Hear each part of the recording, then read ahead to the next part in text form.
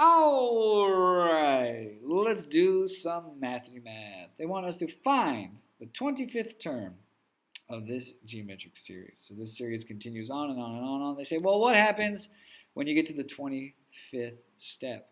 Okay, we can handle that. We have a formula that tells us exactly how to find that, and it's right here. It's the nth term of a geometric sequence right here. Right? So we're just going to use this formula. It says u sub n is u sub 1, which is the first term, multiplied by r, which is the common ratio to the n minus 1 power.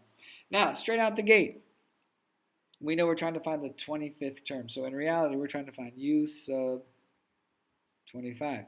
And funny enough, this actually lets us make a big first step, because we can rewrite this as our first term times our rate. And instead of an n, we put in a 25. Well, what's 25 minus 1? It's 24. Boom. First level of substitution is complete. Now, we actually also know our first term. Our first term is 24. So if I started rewriting this again, my first term is 24. Now I'm going to stop here because I got to get my r. Now remember, in a geometric sequence, 24 times my r value would be negative 8. And then that times my r value would be 8 over 3. So conversely, to find my r value, I could just take this term and divide it by negative 8, and I would get r. Or I could take negative 8 and divide it by 24, and I would get r. So let's do it. If I said, what is negative 8 divided by 24? You're going to get negative 1/3. Right? So I know r is negative 1/3 to the 24th power. That's just substitution.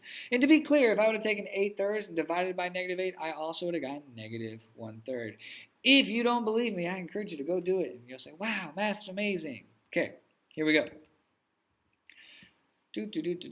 So let's just do this. You know, funny thing, you could actually just plug this whole thing into your calculator. But sometimes we get nervous, we're going to make mistakes, and I totally get that.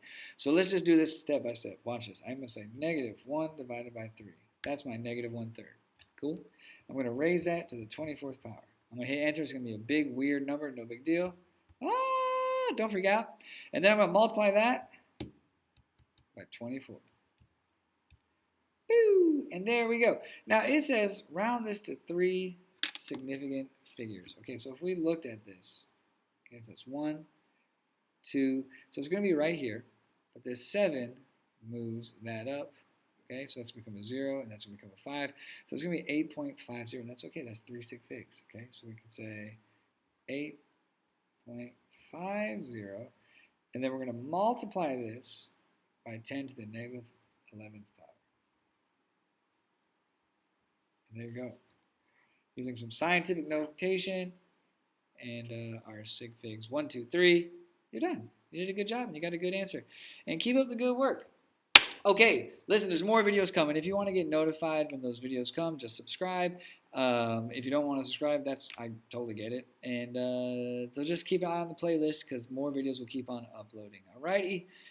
Keep on practicing, keep on mathing, and I'll see you guys in the next video. Bye!